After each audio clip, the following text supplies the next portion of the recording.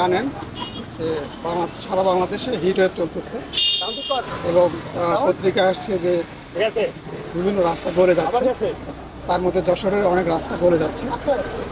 আমরা দুর্নীতি দমন কমিশনের নির্দেশক্রমে আজকে এখানে সরেজমিনে অভিযান পরিচালনার জন্য আসছি।